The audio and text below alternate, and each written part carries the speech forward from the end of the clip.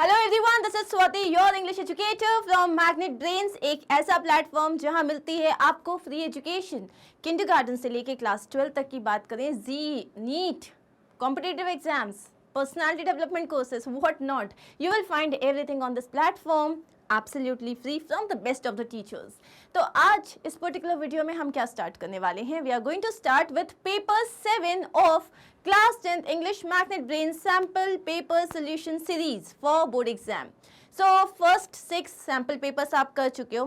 Just imagine, like एक sample paper में if you have got 4 letters, 7 sample papers में कितने हो गए? 28 letters. आप 28 letters मतलब you have the solution of 28 different letters. What else do you need? And we are going to cover 10 sample papers. So which means that आपके पास 40 letters रहेंगे and you will get 20 or more than that analytical paragraphs. So it is going to be a win-win situation for both of us. क्यों? आपके marks बहुत अच्छे आएंगे और खुशी होनी है मुझे, right? So इस beautiful note पे we are going to start with sample paper 7. So first of all, अच्छा, one more thing, remember, हाँ, NCERT solutions covered, sample paper solutions we are covering, and previous year questions ये सब आप cover कर चुके हो। चांदी मैम बहुत अच्छे से पढ़ा के गई है, तो उनकी मेहनत को आप बिल्कुल भी बेकार नहीं करोगे। General instructions we know this, learn हो गया होगा ना अभी तक, बाय हार्ट हो गया होगा। 3 घंटे का पेपर है, 80 मार्क का पेपर है, and you have got 15 minutes prior कि आप एक बार क्वेश्चन पेपर को गो थ्रू कर लो। Then you have got 3 sections, reading section, then you have creative writing and grammar, and then literature. And you have to attempt of course all the questions. ये नहीं है ना कि मन नहीं किया इसलिए 2-3 छोड़ के आ गए, ऐसा मत करना। So you have to attempt all the questions. Internal instructions दिए हुए हैं for every question, you have to follow them. Are we clear with that? चलिए, we are going to start with the first passage. This is not an extremely easy passage. Right, just like the last one, last वाला जो sample paper create किया था, that was moderate level.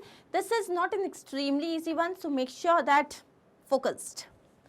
In most societies that have any glimmering of civilization, a person accused of wrongdoing is given at least a nominal chance of proving his innocence. So most societies में, मतलब जितनी भी societies हैं, उसमें अगर there is a glimmering of civilization, मतलब किसी भी तरीके से civilization की glimmer हो रही है, तो एक person जिसको अक्यूज किया गया है, मतलब जिस पे इल्ज़ाम लगाया गया है कि उसने कुछ भी गलत किया है, रॉन्ग डूइंग मतलब उसने कुछ भी गलत किया है, उसको एटलीस्ट एक नॉमिनल चांस मिलता है, मतलब उसको एटलीस्ट एक जो है सिंपल चांस मिलता है कि वो अपनी इनोसेंस को प्रूव करे। The Romans had a highly sophisticated, comprehensive system of courts, and the members of their legal profession were well educated, but the Saxons who followed them to rule Britain used rougher methods. अब यहाँ बता रहे हैं जो Romans थे उनका बहुत ही sophisticated method था, एक sophisticated या comprehensive system था जज करने का, कोर्ट का। And the members of their legal profession, मतलब उनके लीगल प्रोफेशन में जितने भी मेंबर्स थे वो वेल एजुकेटेड, वो सब काफ़ी पढ़े लिखे थे। बट जो सेक्सन्स थे who followed them to rule Britain, जो उनको फॉलो करते थे ब्रिटेन को रूल करने के लिए, उनके मेथड्स कैसे थे? बहुत ज़्यादा रफ थे। From about the 6th century AD to the 11th, the majority of the trials were in the form of cruel physical torture, carrying a piece of red-hot iron, stepping barefoot and blindfolded across a floor covered with red-hot coals, or something by the gentler method of oath swearing. So यहाँ पे बोला जा रहा है कि 6th century AD में, 6th century की हम बात कर रहे हैं, 6 से लेके ऑलमोस्ट 11th सेंचुरी तक वो लोग बहुत क्रूअल तरीके से फिजिकली टॉर्चर किया करते थे। जैसे कि आपको जो है रेड हॉट आयरन जो होता है उसको आपकी बॉडी पे लगा देना, या फिर नीचे पूरे कोल्स हैं, कोयले पे, गरम गरम कोयलों पे आपको चलाना। सो वो इस तरीके से जो है बहुत ही ज़्यादा फिजिकली टॉर्चर करने वाले क्रूअल पनिशमेंट्स देते थे। Now the accused was ordered to bring to the Saxon authorities a police officer or a priest could be persuaded to swear on oath, or still a number of persons who would say that the accused was of good character and thus innocent. So now यहाँ पे बोल रहे हैं accused को order दिया जाता था। क्या order दिया जाता था? कि तुम जो है सेक्सन की अथॉरिटीज़ को लेके आओ, एक पुलिस ऑफिसर होना चाहिए या कोई प्रीस्ट होना चाहिए जिसको परसुएट किया जा सके, who could could be persuaded to swear on oath or still, मतलब जो आपके लिए गवाही दे सके, और या तो ऐसे लोग जो बोल सके कि हाँ तुम वो इनोसेंट है, उसने कोई गलती नहीं की है। The number of persons who swore dependent on the crime. अब जैसे कि मैंने एक छोटा सा कुछ चुरा लिया है, तो मेरा एक या दो लोग अगर मेरे लिए गवाही देंगे तो ठीक है, लेकिन अगर मैंने किसी का मर्डर कर दिया या मुझ पे इल्ज़ाम है कि मैंने किसी का मर्डर किया, तो मुझे उसके हिसाब से इट्स अ बिग क्राइम, तो number of people will be more, मतलब ज़्यादा लोग लगेंगे। A noble, a landlord or a priest counted for up to half a dozen ordinary peasants. अब उसमें ये रहता था, जैसे मान लो, I'm giving you an example, कि आपने क्या किया, आपने किसी को मारा है, so you have hit someone, okay, murder नहीं, यू हैव हिट समवन। सो अगर आपने किसी को हिट किया है, सो लेट्स से कि आपको 20 लोगों की गवाही देनी पड़ेगी, मतलब स्वेयर करवाना पड़ेगा। क्यों? क्योंकि हिट करना, किसी को मारना जो है बहुत बड़ा क्राइम होता है। तो अगर ये 20 आम लोग हैं, these are 20 general people, peasants, लेकिन अगर इसी में एक नोबल पर्सन हुआ ना, तो एक नोबल पर्सन जो है वो 10 जो है पेजेंट्स के बराबर होगा। मतलब क्योंकि वो एक नोबल पर्सन है या वो कोई प्रीस्ट है, तो वो जो होगा, या कोई लैंडलॉर्ड है, तो वो हाफ अ डजन मतलब 6 लोगों के बराबर होगा। तो इस तरीके से काउंट किया जाता था। As almost everyone lived in small villages where almost everyone knew everyone else. सब लोग बहुत छोटे छोटे गांव में रहते थे जहाँ पे ऑलमोस्ट हर कोई हर किसी को जानता था। And very few would risk telling a lie on oath. और बहुत कम लोग होते थे जो झूठ बोलेंगे। oath मतलब जब अपन कसम खाते हैं, तो उसमें बहुत कम लोग होते थे जो झूठ बोलेंगे। The people were mostly religious, क्योंकि लोग जो थे काफ़ी ज़्यादा धार्मिक थे वहाँ पे। The truth was generally told. तो सच्चाई सामने आ ही जाती थी। If the accused could not produce enough oath helpers, अगर जिस पे आरोप लगाया गया था वो लोगों को इकट्ठा नहीं कर पाया जो उसके लिए गवाही दे सकते हैं, he was found guilty and punished, तो उसको गिल्टी करार दिया जाता था और उसको पनिशमेंट मिलता था। 11th century में the Normans introduced trial by battle in certain cases. So अब जो है ना 11th century में जो नॉर्मन्स थे उन्होंने एक नया चीज़ इंट्रोड्यूस किया, trial by battle. Trial by battle, the accused and the accuser fought with special weapons until one was dead or surrendered. तो अगर दो लोगों के बीच में झगड़ा है तो उन दोनों लोगों को जो है कुछ वेपन्स के साथ छोड़ देते थे कि तुम लोग जो हो लड़ो, जो जिंदा रह गया वो सही, जो नहीं हुआ अब उसका क्या ही हो सकता है। It was believed that God would know the guilty and give the innocent the power to win. तो ऐसा माना जाता था कि जो innocent है उसको God power देगा और वो जीत जाएगा, और जो guilty है वो मर जाएगा। The whole idea became ridiculous when both the parties were allowed to hire champions who would fight on their behalf. अब क्या हुआ, ये सारा जो पूरा आइडिया था ये रिडिकुलस हो गया कब, जब दोनों जो पार्टीज थे उनको अब ये अथॉरिटी मिल गई कि वो अपने बिहाफ पे चैंपियंस को हायर कर सकते हैं। तो जिसके पास जितना ज़्यादा पैसा है वो उतने बड़े चैंपियन को लेके आता था, और उसके बाद कहीं यहाँ पे तो कोई जो जस्टिस है उसकी बात ही नहीं होती थी। It seemed likely whoever could pay the more for the stronger professional fighter stood a good chance of winning and judged innocent. तो जिसके पास ज़्यादा पैसा होता था वो उतने भारी भरकम इंसान को लेके आता था और वो जीत जाता था। This may sound unfair to us, but there is a parallel with a wealthy person today who can hire a costly and brilliant barrister to defend him. आज हमको लगेगा यार ये क्या stupidity है कि आपके पास ज़्यादा पैसा है तो आपने एक बड़े भारी भरकम इंसान को आप लेके आ गए, एक चैंपियन को जो आपके बेसिस पे लड़ेगा, आपके बिहाफ पे लड़ेगा। लेकिन आज भी तो हम यही कर रहे हैं। क्या करते हैं हम, जिसके पास ज़्यादा पैसा होता है वो उतने बड़ी वकील को लेके आ जाता है, उतने बड़े बैरिस्टर को लेके आ जाता है, तो जिसने ज़्यादा पैसा डाला वो जीत जाता है। In the early middle ages when England was a land of small villages remote from each other. So अब हम बात करें अर्ली मिडिल एजेस में, जब इंग्लैंड जो था एक क्या था जिसमें छोटे छोटे विलेजेस थे दूर दूर। Crime tended to be basic and direct, तो जो क्राइम होता था वो बहुत बेसिक होता था और डायरेक्ट क्राइम होता था। किसी को मार देना, theft, sex, murder being the main offences, यही उनके मेन क्राइम हुआ करते थे। But as towns and manufacturing the commerce grew, मतलब जैसे जैसे आपका सिविलाइजेशन ग्रो होने लग गया, बिजनेस ग्रो होने लग गया, the possibilities for cheating and fraud सोड। तो ऐसे में क्या होता है, जहाँ बिजनेस हो रहा है वहाँ पे अब आपके सामने वाले को चीट कर रहे हो, फ्रॉड कर रहे हो, तो इनके केसेस बढ़ने लग गए। the whole organization of society became more complex and opened the door to a whole of more sophisticated wickedness. जो पूरी की पूरी ऑर्गेनाइजेशन थी सोसाइटी की, इट बिकेम मोर कॉम्प्लेक्स, वो ज़्यादा कॉम्प्लेक्स हो गई, and open the door to a world of more sophisticated wickedness, और उन्होंने जो है दुनिया के लिए एक नया दरवाज़ा खोल दिया सोफिस्टिकेटेड विकेडनेस का. With no regular police force, spies and informers were offered rewards when they brought in criminals. अब क्या था, कोई रेगुलर पुलिस नहीं थी, तो वो लोग क्या करते थे, जो लोग खुफिया होते हैं ना, जैसे स्पाई होते हैं या इन्फॉर्मर्स होते हैं, उनको पैसा दे देते थे कि तुम एक काम करो, तुम इसके बारे में पता लगाओ, पकड़ के उसको हमारे पास लेके आओ, हम तुम्हें पैसा दे देंगे. This is how it used to be. हमारा पैसेज खत्म. हमारा पैसेज यहाँ पे मैंने बोला था बहुत ज़्यादा इजी नहीं है. क्यों मैंने ऐसा कहा था? क्योंकि I understood it but you will take some time to understand. तो क्या है, कोई डिफिकल्ट वर्ड है, अंडरलाइन इट. कोई डिफिकल्ट ईडियम लग रहा है, कोई प्रोवर्ब आया है, अंडरलाइन इट. पैसेज के बगल में लिख लो कि ये किस बारे में बात कर रहा है, so that when you start with your question answers you would be able to understand कि एग्जैक्टली आपको किस तरीके से आंसर करना है. क्लियर? चलिए, सो पहला क्वेश्चन है हमारे सामने. England turn by turn came under the rule of. England किसके अंडर रूल में आ गई? Saxons, Romans, Normans. Normans, Saxons, Romans. Romans आए थे, फिर सैक्सन्स आए थे, फिर नॉर्मन्स आए थे, नॉर्मन्स, रोमन्स, सैक्सन्स. तो ये बहुत इजी है. अभी हमने पढ़ा था सबसे पहले कौन थे? रोमन्स थे, राइट. फिर कौन आए? सैक्सन्स आए, जिन्होंने क्रूअल तरीके से अत्याचार करना स्टार्ट कर दिया, and then came Normans. Clear? Answer is C. The article describes the development of the system of justice in England. ये आर्टिकल बात किस बारे में कर रहा है कि इंग्लैंड में किस तरीके से जस्टिस का सिस्टम पूरा डेवलप हुआ. सिविलाइज सोसाइटीज़ और जस्टिस सोसाइटीज़, जो सिविलाइज सोसाइटीज़ होती है वहाँ पे जस्टिस कैसे दिया जाता है, इस बारे में बात कर रहा है. जस्टिस वर्सेस सिविलाइजेशन या rule of justice in England.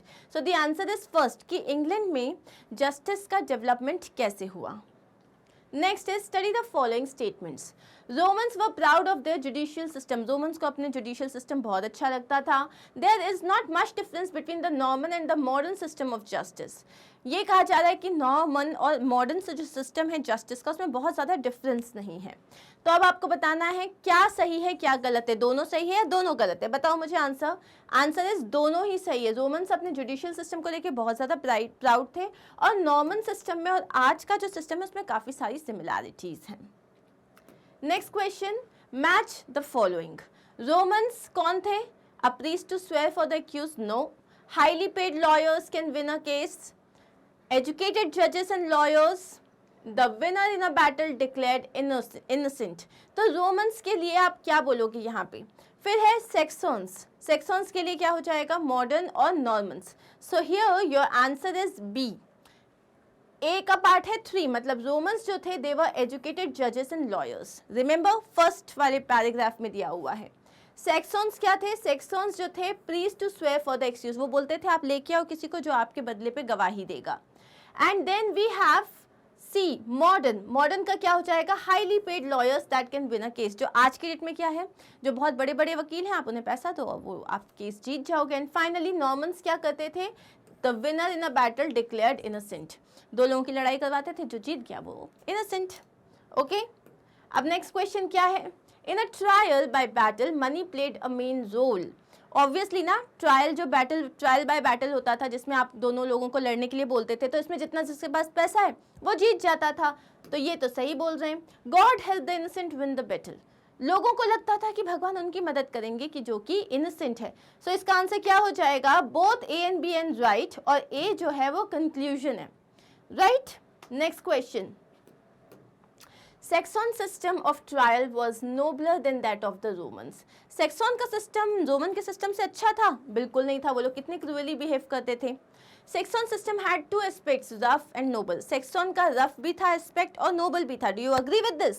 क्योंकि रफ तो था लेकिन कोई गवाही देता था तो वो नोबल भी कहा जा सकता है. The rich Saxons could hire champions to argue their case. Even an innocent person would be held guilty if enough people did not swear for him. ये भी सही है, राइट, कि अगर एक innocent person जो है उसको भी गिल्टी कह दिया जाएगा अगर लोग ने उसके आके लोग उसके बारे में गवाही नहीं देंगे.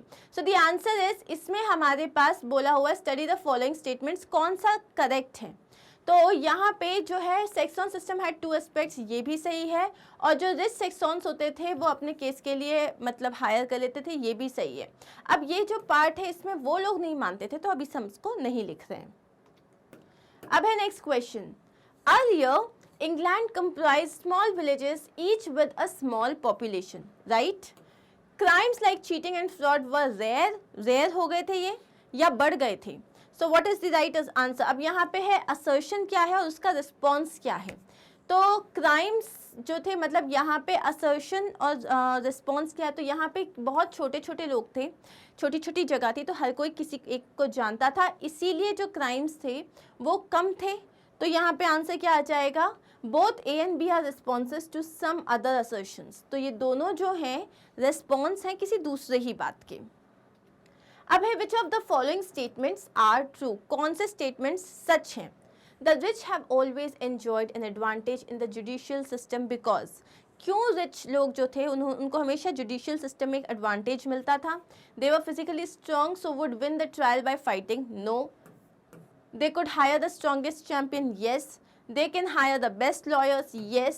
They could persuade the priest to swear on their behalf, no. So answer is यहाँ पे हो जाएगा B and C. Okay, this is not A and B, this is B and C. Clear with this? चलिए आगे बढ़ते हैं। Which of the following statements are not true? कौन सी ऐसी sentences हैं जो सच नहीं है? In the quest for justice, the guilty often went unpunished. ये बोल रहे हैं कि जब आप जस्टिस ढूंढते थे तो यूजुअली क्या होता था? गिल्टी को पनिशमेंट नहीं मिलता था। Do you think this is right? Next is for 700 years from the 6th century trial was mostly rough. For 700 years मतलब 6th century से जो ट्रायल था वो काफ़ी रफ था। 6th century मतलब हम रोमन्स की बात कर रहे हैं। Swearing value of a priest was equal to a dozen ordinary presents, half a dozen. Remember, use of champions in a trial by battle finds an equivalent in the modern times. Use of champions in a trial. तो यहाँ पे answer क्या हो जाएगा अपना? कौन से true नहीं है? तो एक तो ये वाला हो जाता था, लोगों के हिसाब से ये गलत है क्योंकि जो गिल्टी होता था वो पनिश होता ही था। And for 700 years from the 6th century trial was mostly rough. Initially trial was not rough, initially Romans के टाइम पे इट वॉज नॉट रफ, बाद में वो रफ हुआ था। सो यहाँ पे ए और बी जो हैं दोनों गलत हैं। ठीक है, अब नेक्स्ट क्या है? Any glimmering of civilization. Glimmering in the above expression has been used as a metaphor. Glimmering का मतलब क्या होता है? उसका मतलब होता है slight suggestion. Okay? अब आते हैं हम passage number 2 पे. Moving on to the next passage. Despite plenty of naysayers, the textbook is dead. Now remember, जो हमने पहला passage किया था, that was a discursive passage and this is a factual one. ठीक है? तो despite plenty of naysayers, what are naysayers? Naysayers का मतलब होता है जो लोग बोलते हैं ना नहीं ऐसा नहीं है, बिल्कुल नहीं, मतलब जो लोग मना करने वाले। The text book is dead. Now this passage is saying that जो टेक्स्ट बुक होती है, जो बुक्स हम पढ़ते हैं, वो अब मर चुकी हैं।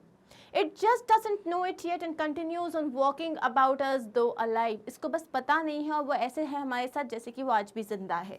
I even have one, a textbook of physics on my bookshelf beside me that was printed in 1891. तो मेरे पास भी एक टेक्स्ट बुक है जो कि फिजिक्स पे बेस्ड है and it was printed in 1891. It has some line drawings and no color. इसमें कुछ लाइन की ड्राइंग्स बनी हुई हैं और इसमें कोई कलर नहीं है। Today textbooks have lots of colorful images and engaging questions sprinkled about them.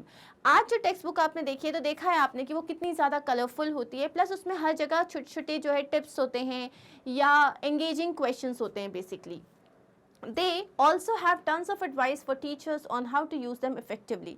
In fact, text books में टीचर्स के लिए भी इंस्ट्रक्शंस होते हैं कि वो उस चीज़ को किस तरीके से बेहतर तरीके से अपने स्टूडेंट्स को पढ़ा सकते हैं। The word textbook originated in the 1720s, almost 300 years ago. So textbook ये जो word है ये 1720s में आया था, almost आज से 300 years पहले. It's had a good run, okay? It had a good run and is ready to retire. अच्छी लाइफ जी उसने, 300 ईयर्स इज नॉट बैड, लेकिन अब वो रिटायर होने के लिए तैयार है. Those who argue that you can not learn well without a text book ignore the centuries prior to 1720 when lots of people learned and learned well with no textbooks anywhere. जो लोग कहते हैं कि आप टेक्स्ट बुक्स के बिना नहीं पढ़ सकते, इफेक्टिव लर्निंग नहीं हो सकती, वो लोग भूल रहे हैं कि 1720 के पहले हमारे पास टेक्स्ट बुक्स नहीं थी. उस वक्त भी लोगों ने पढ़ाई की थी और लोगों ने काफ़ी अच्छी पढ़ाई की थी. You can learn without text books, आप बिना बुक्स के भी पढ़ाई कर सकते हो. दैट इज सर्टेन, और ये एक ठोस बात है. But why should we bother to change something that's work for 300 years. लेकिन मुझे ये समझ में नहीं आता 300 साल से जो चीज़ हमारे लिए काम कर रही है उसको हमें चेंज करने की ज़रूरत क्या है. Many deliver the verdict in a single word, technology. That's way too simplistic. Simplistic मतलब लोग बोल रहे हैं कि इन सब का जो तुम्हारा क्वेश्चन है कि आज की डेट में चेंज करने की ज़रूरत क्या है, तो हम टेक्नोलॉजी का आंसर देते हैं. लेकिन ये उतना ज़्यादा सिंपलिस्टिक है, बहुत ही ज़्यादा सिंपलिस्टिक है ये. We have seen film loops, overhead projectors, motion picture projectors, machine sorting of tests, and a myriad of other technological innovations in classrooms. But the textbooks remains. अब ये कह रहे हैं कि हमने बहुत सारे एडवांसमेंट्स देखे हैं टेक्नोलॉजी के. फिल्म की जो लूप पहले आती थी उससे वो चीज़ें चेंज हो गई. ओवरहेड प्रोजेक्टर्स होते थे, अब एलसीडी लग जाता है. मोशन पिक्चर प्रोजेक्टर्स होते थे जिसमें आप पूरा जो है पर्दा वगैरह लगाया करते थे. अब चीज़ें कितनी ज़्यादा एडवांस्ड हो गई हैं. Machine scoring of test and a myriad of other technological innovations in classrooms. Myriad का मतलब होता है बहुत सारे, many of other technological innovations जो कि क्लासरूम्स में होते हैं. लेकिन उसके बाद भी अभी तक टेक्स्ट बुक्स को रिप्लेस नहीं किया गया है. No technology alone will not end with the reign of the text book. No technology alone will not end. अब वो ये कह रहा है नहीं, सिर्फ टेक्नोलॉजी जो है वो टेक्स्ट बुक का एरा एंड नहीं करेगा. इट टेक्स समथिंग मोर, इसके लिए कुछ और चाहिए. And that became available in the 1940s, the programmable electronic computer. इसके लिए कुछ और चाहिए था और वो आया हमें 1940s में मिला था, वो था एक computer. But here we are 70 years later with plenty of textbooks visible. Computers आ गए सबके पास, ज़रूरत नहीं है टेक्स्ट बुक की, लेकिन आज भी 70 साल बाद भी हमारे पास टेक्स्ट बुक्स अवेलेबल हैं. But the computer was not sufficient by itself. अब कंप्यूटर जो था वो अपने आप में सफिशिएंट नहीं था. The next big change began with ARPANET in the 1960. So next big change आया ARPANET से 1960 में. This foundation led to the internet, और इससे इंटरनेट आया and its growth has been phenomenal. और इसके बाद इसकी जो ग्रोथ है वो बेमिसाल है. But a widespread communication medium alone is not sufficient to dislocate books either. अब यहाँ पे भी क्या है, अगर आपके पास एक वाइड स्प्रेड कम्युनिकेशन मीडियम है, आप सबसे कनेक्ट कर सकते हो, उसके बाद भी टेक्स्ट बुक्स का existence was important. Inexpensive computers, easy to use interfaces and ready access to the internet all contribute. So जो सस्ते computers, easy to use interface जैसे GUIs etcetera and ready access to the internet, आपको हर बार easily internet का access मिल जाए, तो ये सारी चीज़ें बहुत ज़्यादा इंपॉर्टेंट होती हैं. फाइन से मैनी, बहुत सारे लोग बोलते हैं हाँ चलो ठीक है, but the text book publishers are putting their books online. लेकिन जो टेक्स्ट बुक पब्लिशर्स हैं वो अपनी बुक्स को अब ऑनलाइन देने लग गए हैं. They are creating e text books so that the text books live. वो अब इन टेक्स्ट बुक्स का ई वर्जन क्रिएट करें ताकि ये जिंदा रहें. This argument misses the essential difference between education technology in the earlier times and education technology in the present. ये जो argument ये अभी present हुआ है, इसमें एक बहुत important चीज़ मिस हो गई है कि education technology पहले कैसी थी और education technology आज कैसी है. Other than mere cost, इसमें हम सिर्फ cost की बात नहीं कर रहे हैं. Computer software can be interactive. जो कंप्यूटर सॉफ्टवेयर आप जो भी डेवलप करते हो उसमें आप थोड़ा बहुत इंटरेक्ट कर सकते हो. Previous education technology was like text books rather passive. पहले जो टेक्नोलॉजी थी वो कैसी थी, जिसमें आप टेक्स्ट बुक हो, टेक्स्ट बुक आपको कुछ एक्स्ट्रा ज्ञान नहीं दे रही है, वो आपसे बात नहीं कर सकती, वो आपको बता नहीं सकती कुछ. कंप्यूटर्स कर सकते हैं, तो पैसिव थी पहले जो एजुकेशन थी वो बहुत ज़्यादा पैसिव थी, आपका रोल बहुत कम होता था. Active learning is far superior to passive learning. और एक्टिव लर्निंग जहाँ आप कुछ करके सीख रहे हो, प्रैक्टिकल नॉलेज गेन कर रहे हो, वो एक पैसिव लर्निंग के कंपैरिजन में बहुत ज़्यादा बेटर है. So much so that it's not a step, not a leap, but a rocket propelled launch past old fashion learning, वो इतना ज़्यादा अमेजिंग है, वो कोई एक जो है एक स्टेप लेना नहीं है, वो एक छलांग मारना नहीं है, वो ऐसा है सीधा रॉकेट प्रोपल्शन हो गया जहाँ पे आप ओल्ड फैशन लर्निंग के अगेंस्ट चले गए हो। तो ये था हमारा पैसेज। आगे बढ़ते हैं। It's the mental engagement with something that determines whether you learn and how well. ये एक मेंटल एंगेजमेंट होता है किसी चीज़ के साथ जहाँ पे आप ये समझते हो कि आप किस तरीके से पढ़ रहे हो, कितना अच्छा पढ़ रहे हो। The really big change will come when students can jump into online situations that are more like real life. और सिचुएशन बेटर हो जाएगी और रियल चेंज आएगा जब स्टूडेंट्स जो है ना वो ऑनलाइन सिचुएशन में डील करना स्टार्ट करेंगे जो कि ऑलमोस्ट रियल लाइफ जैसा होता है, and are able to use a variety of devices to reach the web and become part of the learning community. ताकि अब क्या है उनके लिए इंपॉर्टेंट ये है बस उनको एक्सेस चाहिए इंटरनेट का, जहाँ उनको एक्सेस मिला इंटरनेट का तो वो जो है वो भी इस लर्निंग कम्युनिटी का एक पार्ट बन जाएंगे। They will be guided by a combination of human mentors and machines. उनको human mentors और machines जो हैं guide करेंगे। Furthermore, diagnostic analysis of their work will tell mentors when students are ready for certain learning and more importantly when they are not.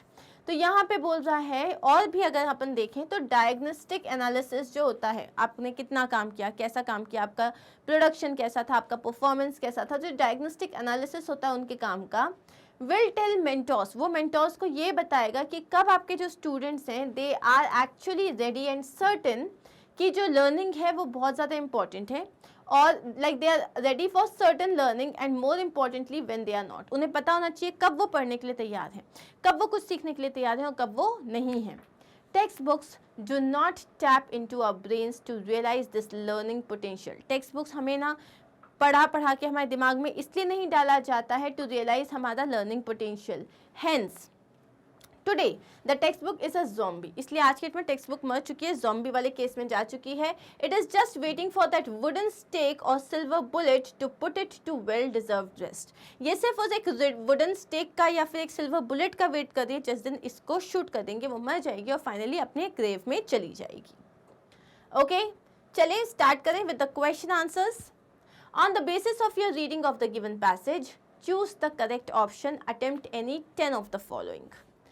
In the passage, the author talks about a well-deserved rest for the books.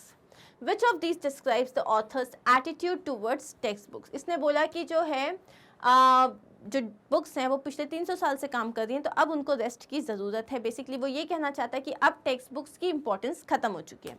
तो कौन सा sentence है जो ये चीज़ को समझाएगा?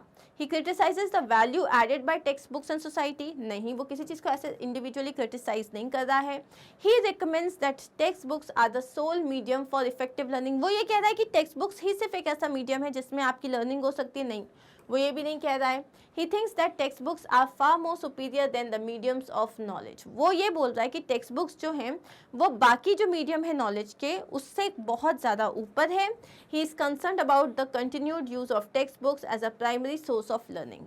सो the answer here basically is the last one, कि उसको लग रहा है कि जो बच्चों पे इतना प्रेशर डाला जा रहा है ये उसकी वजह से वो इतना कंसर्न था।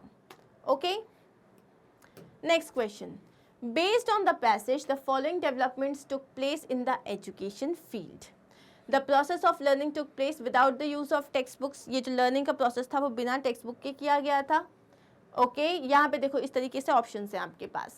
The invention of computers and digital books reduced the dependency on physical books. ये जो नए computers में आ गए हैं, digital books आ गए तो physical books की मतलब जो requirement है वो कम हो गई है।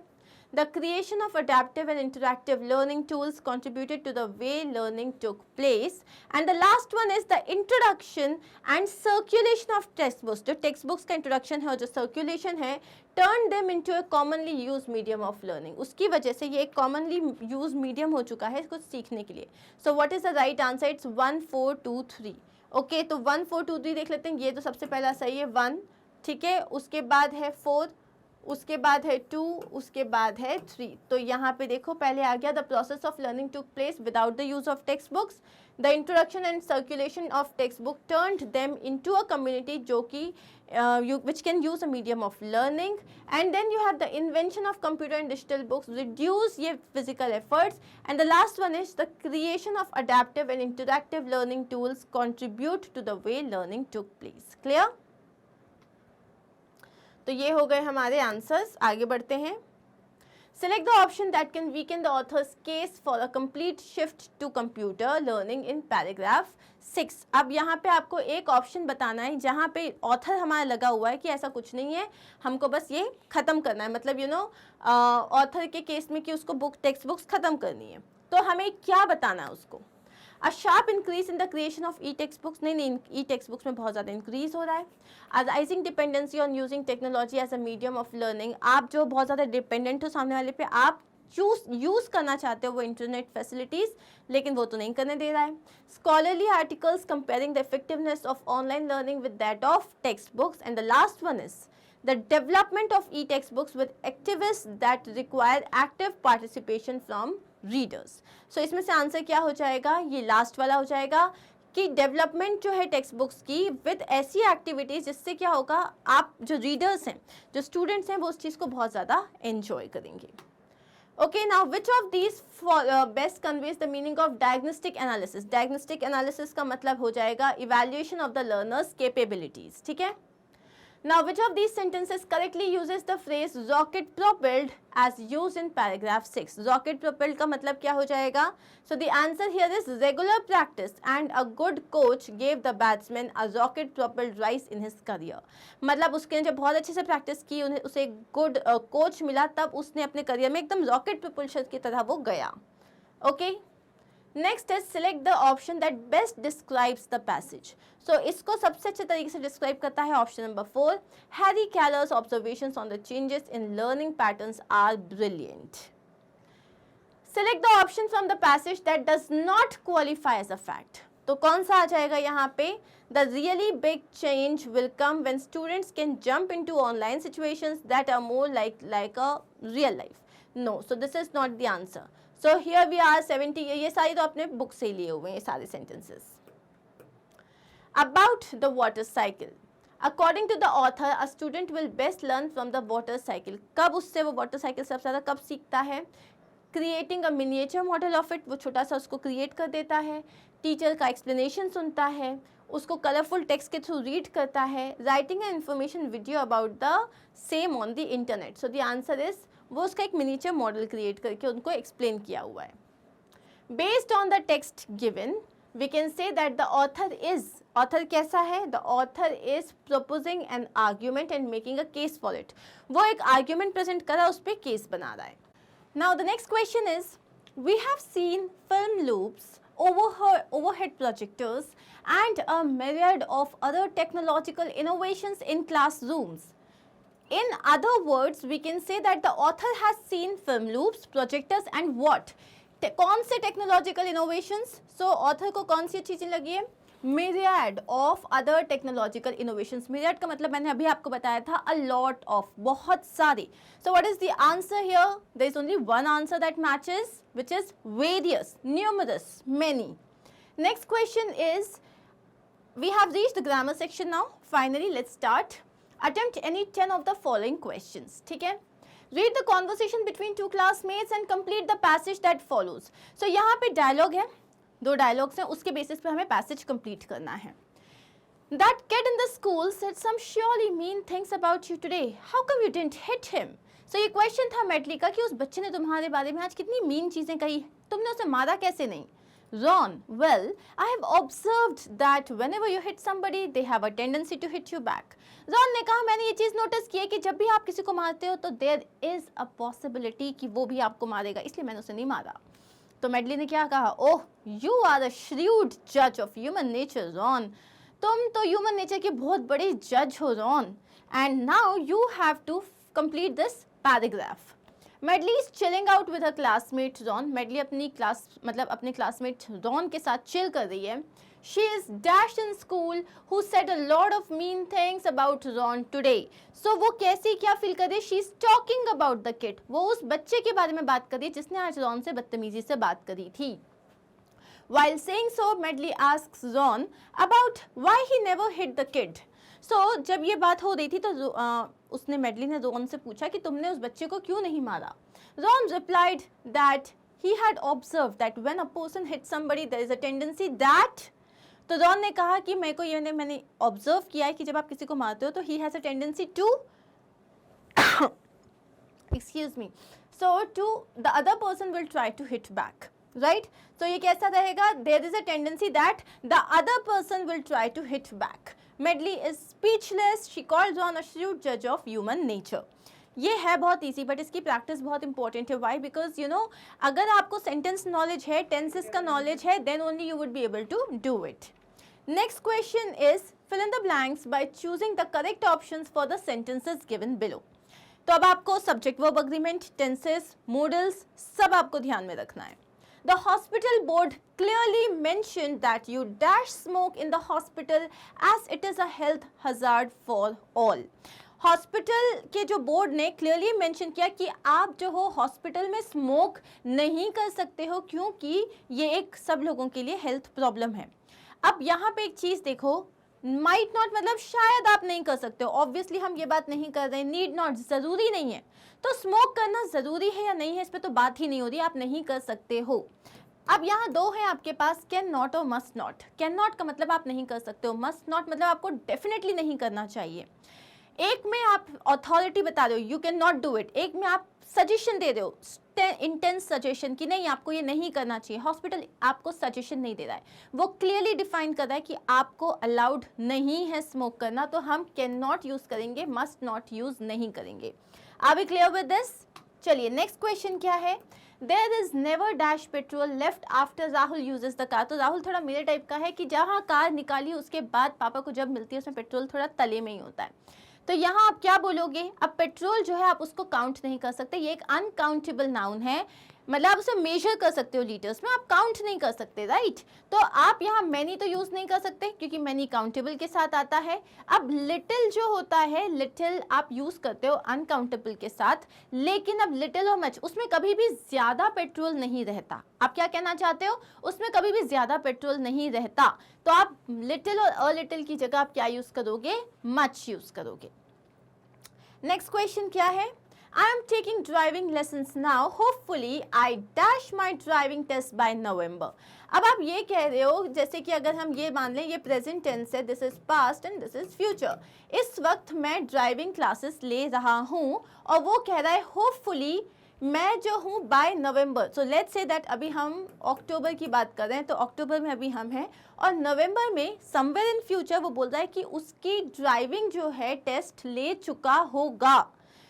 समवेयर इन द फ्यूचर वो ये काम कर चुका होगा, मतलब हम किस बारे में बात कर रहे हैं? हम फ्यूचर परफेक्ट की बात कर रहे हैं. कोई काम फ्यूचर में पूरा हो चुका होगा, future perfect tense. Future perfect मतलब विल आ जाएगा, परफेक्ट का मतलब हैव आ जाएगा और आपका जो वर्ब है उसका थर्ड फॉर्म आ जाएगा, राइट?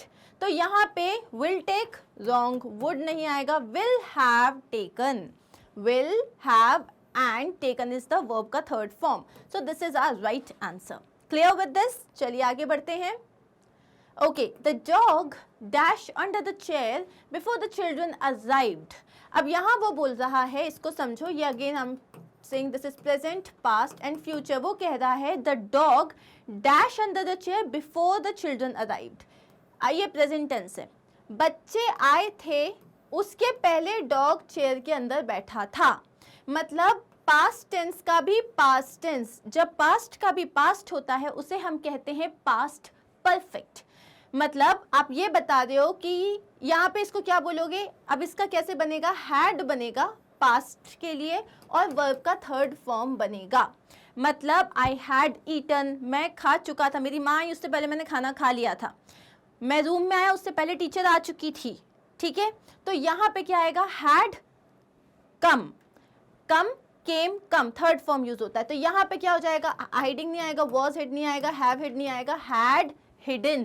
पास्ट एंड पास्ट का past form, past perfect. Clear? अब नेक्स्ट क्वेश्चन क्या है हमारे पास?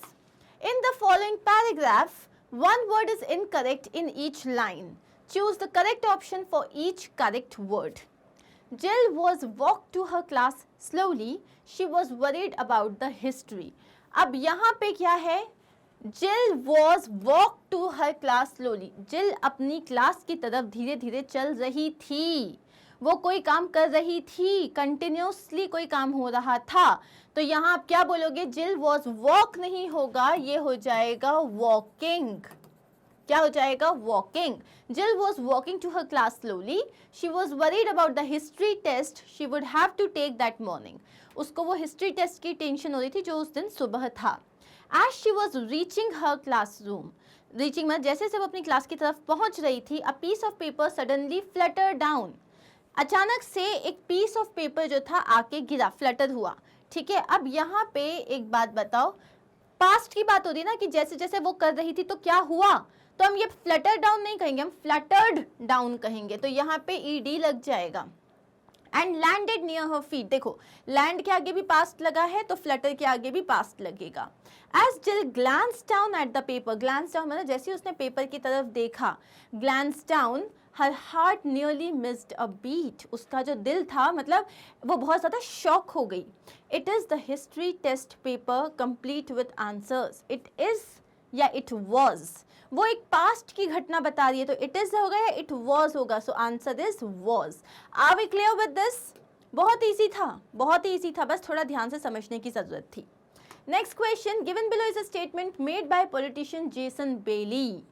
आई don't believe in giving second chances to those so called allies who went behind my back. मैं जो हूँ उन लोगों को सेकंड चांसेस देने में यकीन नहीं रखता, वो लोग जिन्होंने कभी मेरे साथ जो है काम किया था, जिन्होंने मेरे पीठ पीछे जो है मतलब बेसिकली मेरी बुराई करी या मेरे लिए मेरे अगेंस्ट चले गए। Imagine you are the newspaper reporter, while reporting this statement you will not change my to this. अब यहाँ पे देखो क्या बोल रहा है, इसको अपन रिपोर्टिंग स्पीच में लिखेंगे तो अपन क्या बोलेंगे? He said that he didn't believe in giving second chances to, अब यहाँ पे दीज का क्या हो जाएगा? Those so called allies who went behind his back. So my तो हिस में होगा ही, कन्वर्ट होगा ही, वेंट से गॉन हो जाएगा तो क्या who went, who gone behind, नहीं, ये नहीं होगा। You will not change went into gone.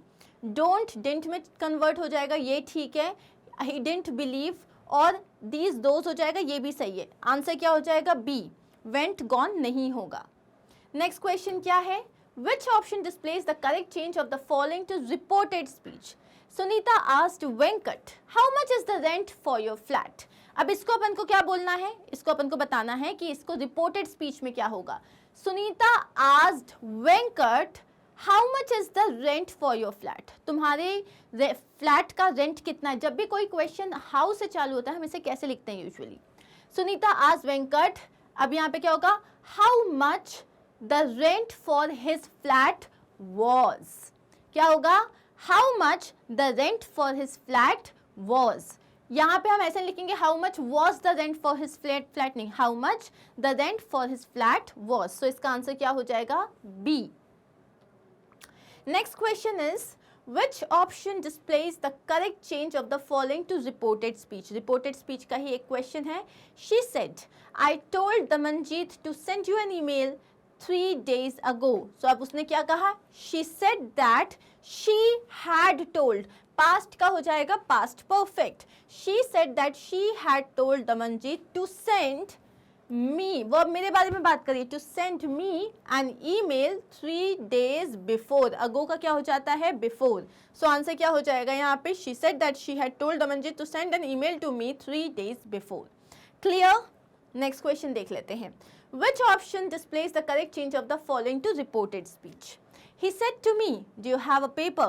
अब उसने question किया है तो said का क्या हो जाएगा? He asked me or inquired me if I had a paper. क्या हो जाएगा? If I had a paper. Do you have? Do से कभी कोई चीज़ चालू होती है तो usually हम उसे if से start कर देते हैं।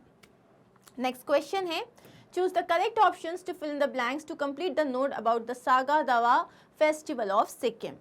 Saga Dawa is an important festival for the Mahayana Buddhists as it dash the 3 most important phases of Gautam Buddha. क्या कर रहा है वो? As it celebrates, as it is celebrated, as it is celebrating और वॉज सेलिब्रेटेड। एज इट, अब इसके बाद कोई हेल्पिंग वर्ब तो है नहीं, तो आईएनजी फॉर्म तो डेफिनेटली नहीं आ पाएगा।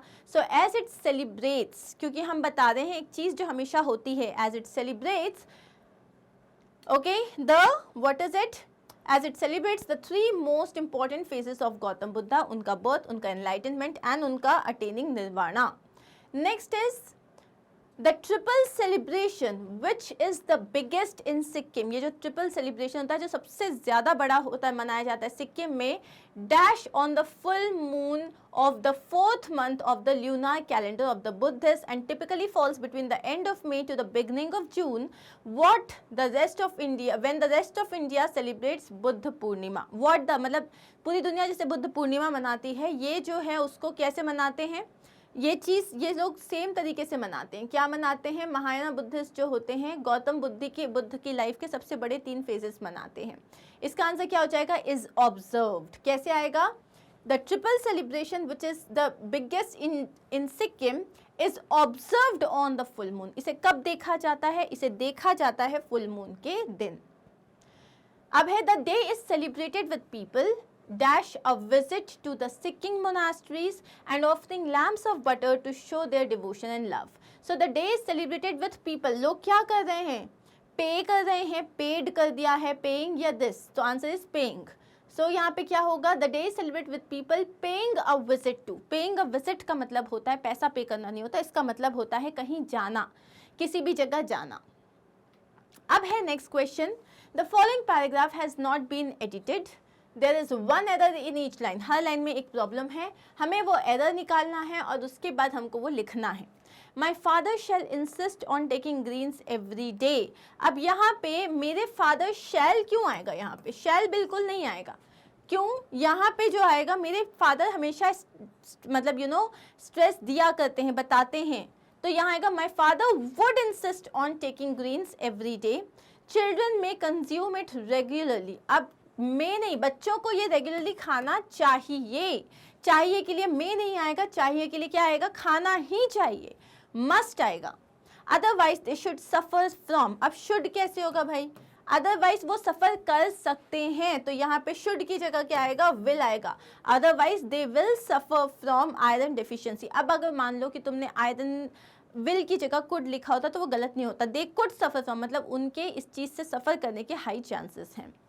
Elders will also take it every day, will also take it every day नहीं, सो एल्डर्स का क्या हो जाएगा? शुड ऑलवेज टेक इट, मतलब should take it every day, मतलब इन्हें भी लेना चाहिए। ओके, नेक्स्ट क्वेश्चन क्या है? Hardly dash the minister finish his speech when the earthquake dash the stadium. मतलब जैसे ही मिनिस्टर ने अपनी जो स्पीच थी वो फिनिश करी ही थी, पूरा अर्थक्वेक जो था आ गया और पूरा स्टेडियम हिलने लग गया, तो क्या बोलोगे? Hardly had the minister. Hardly के साथ आप हमेशा परफेक्ट टेंस का जो है पास्ट फॉर्म लगा देते हो, मतलब हैड लगा देते हो। Hardly had the minister finish his speech when the earthquake shook the stadium, मतलब उसने हिला के रख दिया। Okay, next question is Sheena dash not dash the plans yesterday. तो शीना डज नॉट व्हाट, अब तुम पास्ट की बात करो तो डज कैसे आ सकता है? डज तो डेफिनेटली नहीं आ सकता। उसने कल पानी नहीं डाला था, तो डिड आएगा, ठीक है। अब डिड नॉट के साथ पास्ट टेंस कैसे आ सकता है? डिड नॉट वाटर्ड तो आ ही नहीं सकता, तो आंसर क्या हो जाएगा? B, Sheena did not water the plants yesterday, मतलब उसने कल पेड़ों में पानी नहीं डाला था। नेक्स्ट है the earth dash around the sun in its own orbit. जो अर्थ है वो सन के अराउंड चक्कर काटती है अपने ऑर्बिट में। सो यहाँ पे क्या होगा? The earth rotates, rotates. यह फैक्ट बता रहे हो, जब आप फैक्ट बताते हो तो आप क्या यूज करते हो? Simple present time. Okay, so next क्या है? ओके, अब हम आते हैं क्रिएटिव राइटिंग के पार्ट पे। Attempt any one from A and B given below. You are Vipul और अपूर्वा लिविंग एट D424। तो या तो तुम विपुल हो या अपूर्वा हो, D424 में रहते हो, आइलैंड एवेन्यू, एर्नाकुलम। अब तुम्हें तुम्हारा एड्रेस मिल गया, तुम्हें तुम्हारा नाम भी मिल गया, ठीक है। You have seen an advertisement given below about a diploma course in French language. तो अब आपने अभी रिसेंटली एक एडवर्टीजमेंट देखा है जो कि फ्रेंच लैंग्वेज के बारे में है। Soon to be organize by Maxwell Institute of Languages. और ऑर्गेनाइज कौन कर रहा है, मतलब तुम्हारा रिसीवर्स का एड्रेस क्या है, Maxwell Institute of languages, fort road, Kochi. अब करना क्या है तुमको, यहाँ पे देखो उसने मतलब ये पूरा लिखा हुआ है, Maxwell Institute of Languages, French courses available for students willing to learn the language, assurance of fluency, मतलब आप बहुत अच्छा बोल पाओगे, इसका अश्योरेंस है। इंटरेस्टेड स्टूडेंट्स में प्लीज कॉन्टैक्ट, और फिर डायरेक्टर बताया है मैक्सवेल इंस्टीट्यूट ऑफ लैंग्वेज। अब आपको लेटर लिखना है 120 वर्ड्स में। मान लो कि आप ही अप्लाई कर दो तो आप कैसे लिखोगे, D424 Island Avenue, Ernakulam 119900. Then you will leave a line. This is your sender's address. ठीक है, then you will leave a line and then you will write the date 26th of March 2022. You will again leave a line and you will write the receiver's address. The director, Maxwell Institute of Languages, Fort Road, Kochi. And then subject. Subject क्या है, enquiry regarding the diploma course in French. French में जो diploma course हो रहा है उसके बारे में जानकारी. Dear sir or ma'am, this is with reference to your advertisement in the Times Daily dated 15th of February 2022 regarding the language courses offered by your reputable institute. अब वो यहाँ क्या बोल रहा है कि मैंने टाइम्स डेली में आपका एक एडवर्टीजमेंट देखा था जो 15th फरवरी के लिए स्केड्यूल था, जहाँ पे आपने ये बताया कि आप डिफरेंट टाइप के लैंग्वेज कोर्सेज ऑफर करते हो आपके इस बहुत ही रेप्यूटेड इंस्टीट्यूट में। I am currently studying in grade 12 and awaiting the results of my board examinations. मैंने अभी 12th का एग्ज़ाम दिया हुआ है और मैं अपने बोर्ड के एग्ज़ाम्स का वेट कर रहा हूँ। I am passionate about languages and want to learn French in particular. मुझे लैंग्वेजेस सीखना बहुत पसंद है और स्पेशली मुझे फ्रेंच सीखनी है। I have researched and found your institute to be the best in providing courses in the same. तो I have researched, मैंने काफ़ी रिसर्च किया है और मैंने ये पाया है कि आपका इंस्टीट्यूट बेस्ट है जिससे मैं लैंग्वेज सीख सकती हूँ। Please send me the prospectus containing the information regarding the course and the application form. तो आप जो है प्लीज़ मुझे अपना प्रोस्पेक्टस भेज दीजिए जिसमें सारे कोर्स के डिटेल्स होंगे और मैं आपको जो है ये जो अमाउंट है वो दे दूँगी। I would be highly grateful if you could also provide me some information about the following. मैं बहुत ज़्यादा कृतज्ञ होंगी, अभी जो मैं नीचे जो पॉइंट्स दिए हैं अगर आप उसको भी बता दें, मतलब अगर आप जो है उसमें भी मतलब ये सारी इन्फॉर्मेशन मुझे प्रोवाइड कर दें। तो स्कॉलरशिप, क्या कोई स्कॉलरशिप अवेलेबल है, एडमिशन प्रोसीजर क्या है, फीस स्ट्रक्चर क्या है, कोर्स का ड्यूरेशन क्या है और क्लास की टाइमिंग्स क्या रहेगी, एलिजिबिलिटी क्राइटेरिया तो नहीं है, मतलब कोई टेस्ट होगा उसके बाद आप कर सकते हो, वो सारी चीज़ें। Kindly send me the latest brochure with the above details. तो आपसे जो डिटेल्स मांगी इसको अपने लेटेस्ट ब्रोशर के साथ भेज दो, along with the enrollment form at the earliest. Plus मुझे enrollment form भी चाहिए to enable me to register myself for the course, ताकि मैं अपने आप को इस कोर्स में भर्ती करा सकूँ। Yours faithfully, Vipul Arora. Okay, so that was a normal message. अब आते हैं हम letter number 2। As the manager of NITI Institute of Excellence, प्रभुजी मार्ग, न्यू दिल्ली। तो यहाँ पे क्या आ गया, आपके पास आ गया receivers address. You need to order books in bulk, आपको बहुत सारी बुक्स खरीदनी है। Write a letter to Miss Singh and brothers, book sellers, Lucknow. तो यहाँ पे ये एमएस जो है ये आ गया, मिस नहीं है, एमएस जो होता है बेसिकली शॉप के सामने लगाया जाता है। Placing an order for the books to be supplied immediately. तो ये जो है मैं एक ऑर्डर आपको प्लेस कर रही हूँ और ये ऑर्डर जो है मुझे बहुत ही जल्दी आप शेयर कर दो। Sign yourself as Saurabh या सुजाता, या तो तुम सौरभ हो या तुम सुजाता हो। Write this letter in about 100 से 120 वर्ड्स, और आपको ये जो लेटर है ये 100 से 120 वर्ड्स के बीच में लिखना है। ओके तो स्टार्ट करें हमारा लेटर। सबसे पहले सेंडर्स एड्रेस तो हमारे सामने है, नीट इंस्टीट्यूट ऑफ एक्सीलेंस, प्रभुजी मार्ग, दिल्ली। फिर हमने एक लाइन छोड़ के लिख दिया है डेट, फिर हमने लिखा receivers address, then comes subject. Subject में क्या लिखा है, supply of books for the institution, school के लिए supply. Okay so respected sir और ma'am, we want to place a bulk order for our institutions library. मैं जो हूँ एक बल्क ऑर्डर प्लेस करना चाहता हूँ अपने इंस्टीट्यूशन की लाइब्रेरी के लिए। We request you to reconsider the 10% discount propose earlier. मैं चाहता हूँ कि आप ये जो हमने 10% का डिस्काउंट मांगा था ये आप फिर से एक बार कंसिडर करें। Since we are your regular clients and institutional buyers, kindly agree to a 15% discount. अब क्योंकि हम जो हैं आपके रेगुलर क्लाइंट हैं और इतनी सारी बुक्स लेते हैं, इंस्टीट्यूशनल बायर्स हैं, तो आपको हमें 15% डिस्काउंट देना चाहिए। It is understood that the dispatch delivery and other expenses will be borne by your organisation. और ये तो भैया साफ साफ बात है कि डिस्पैच कर रहे हो या आप डिलीवरी कर रहे हो या कोई भी अदर दूसरा एक्सपेंस होता है तो वो पूरा हमारे ऊपर जाएगा। The list of books with their particulars is attached here with, मतलब जो भी बुक्स की लिस्ट है और जितने भी उसकी इंफॉर्मेशन है वो पूरी यहाँ पे है ऑलरेडी। तो ये बुक्स हैं जो चाहिए, principles of management, paper bag 2010, the ecology of commerce, the 1 minute manager, financial statements, ये सारी बुक्स जो हैं उनको वापस बुला लिया गया है। ठीक है, वापस बुला लिया गया है, ऐसे उसका ऑर्डर दिया गया है। So that is it. उसके बाद आप सब्सक्रिप्शन लिख देना, योर सिंसियरली सौरभ सुजाता। अब है नेक्स्ट फैक्चुअल राइटिंग की तरफ आते हैं, analytical paragraph. So read the following excerpt from an article in a weekly journal. Weekly journal में एक आर्टिकल लिखा गया है। There is a 480% increase in death rate in the last 24 years due to violence. So 480% increase हुआ है violence के कारण घर में जितने भी झगड़े होते हैं उनका। An educated youth is one way to assist efforts to understand crime and reduce violence. तो जब आप बच्चों को अपने पढ़ाते हो सिर्फ तभी यही एक तरीका होता है जिसमें आप लोगों के एफर्ट्स में हाथ बटा सकते हो, उन्हें ये भी बता सकते हो तुम यहाँ सही कर रहे हो या गलत कर रहे हो, यहाँ तुम्हें वायलेंस नहीं दिखाना चाहिए। The information shows the alarming increase in the cases of death due to violence in the recent years. ये जो इन्फॉर्मेशन है ये क्या शो कर रहा है?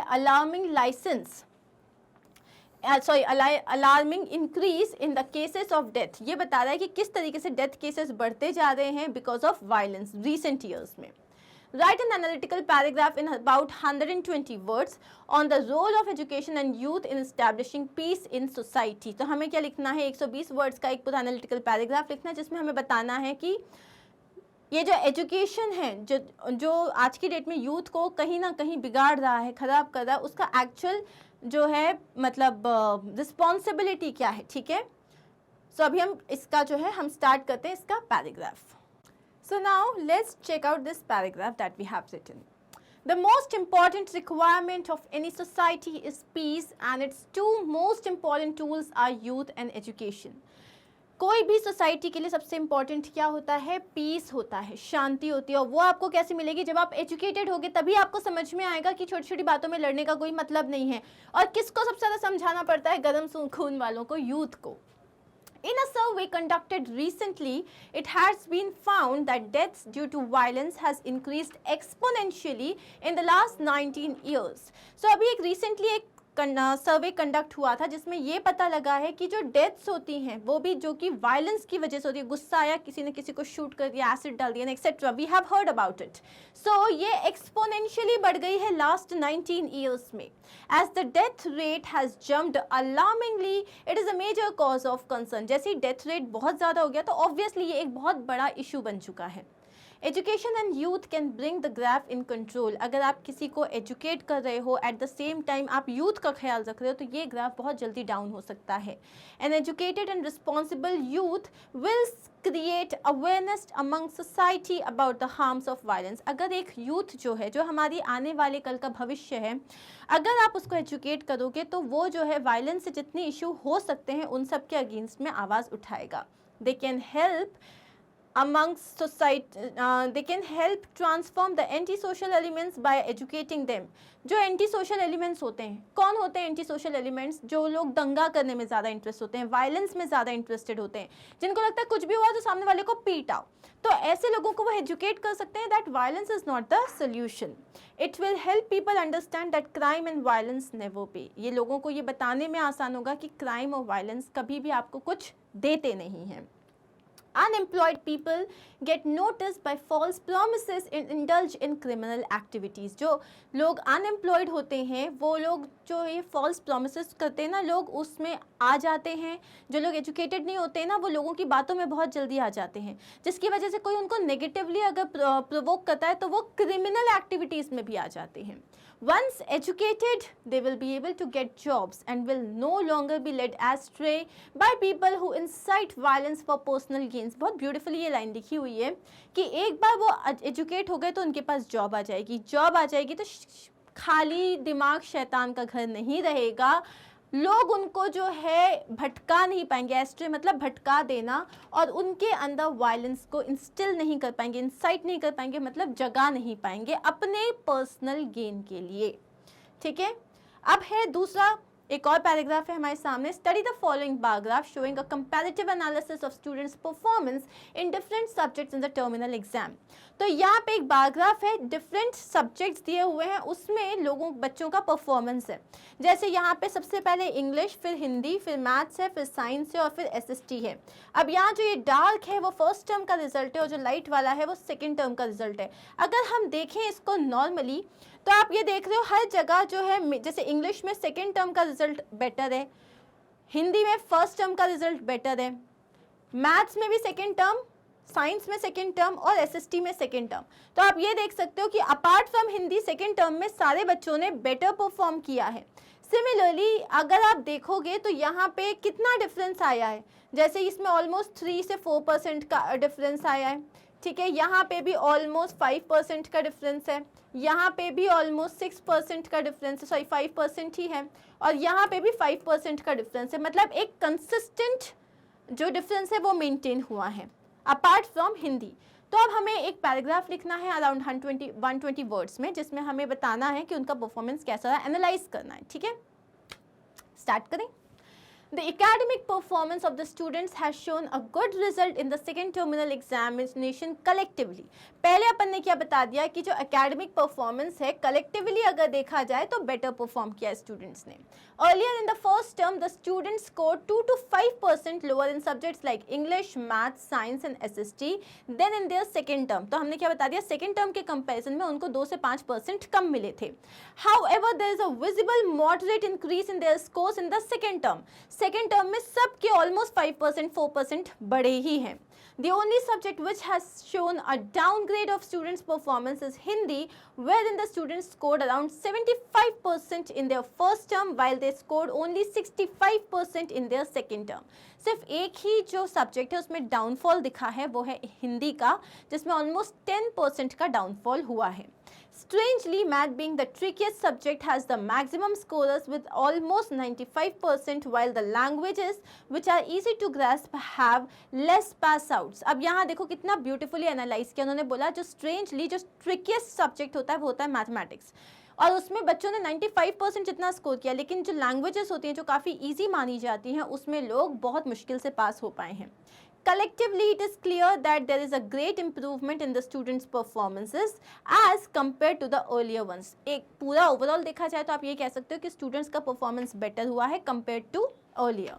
However, a little training for the language is the need of the hour. लेकिन एक थोड़ी सी ट्रेनिंग की बहुत ज़्यादा ज़रूरत है। क्लियर? अब हम आते हैं final section which is literature section में। तो अब आपको क्या दिया है, सबसे पहले आपके पास 4 एक्सट्रैक्ट्स हैं, 2 प्रोस में से हैं, 2 पोम में से हैं, एक दोनों में से करना है। स्टार्ट करते हैं। Read the extract given below and answer the questions that follow. 10th May dawned bright and clear. For the past few days, I had been pleasantly besieged by dignitaries and world leaders who were coming to pay their respect before the inauguration. The inauguration would be the largest gathering ever of international leaders on South African soil. पता है ना कौन से chapter की बात कर रहे हैं? मंडेला सर की। The ceremonies took place in the lovely sandstone amphitheater formed by the Union buildings in Pretoria. For decades, this had been the seat of white supremacy. And now it was the site of a rainbow gathering of different colors and nations for the installation of South Africa's first democratic non-racial government. अब ये आप इतनी बार पढ़ चुके हो ना Nelson Mandela कि आपको आई एम श्योर अच्छे से समझ में आ गया होगा। इस पे बेस्ड हमारे पास कुछ क्वेश्चन है, बहुत ही इजी क्वेश्चन से स्टार्ट करते हैं। The phrase is It was the site of a rainbow gathering of different colors. Here the term rainbow, rainbow किस चीज़ को बता रहा है? जो बोल रहे हैं ना कि ऐसा लग रहा था कि रेनबो गैदरिंग हो रही है। रेनबो किस चीज़ को बता रहा है? कलर, उन्होंने जो कपड़े पहने हुए थे, उनकी स्किन के कलर्स, उनकी आंखों के कलर्स, या colour of flags? Obviously skin के कलर्स, क्योंकि आप ये बता रहे हो हर कलर के लोग थे वहाँ, रेसिज्म नहीं था वहाँ पे। Choose the option that lists the set of statements that are not true according to the given extract. इस extract के हिसाब से कौन सी चीज़ सच नहीं है? The ceremony took place in amphitheater. Yes or no? The inauguration was the largest gathering ever on international leaders. Inauguration was done on 13th of May or 10th of May, was it? The blacks ruled the country decades ago. Decades ago blacks rule करते थे country को. It was the installation ceremony. Installation ceremony. So what is not right? कौन सी चीज़ें not right हैं? Obviously the answer is this, क्योंकि 10th of May को था, 13th को नहीं था, और कभी इनिशियली ब्लैक्स ने नहीं रूल किया था. क्लियर?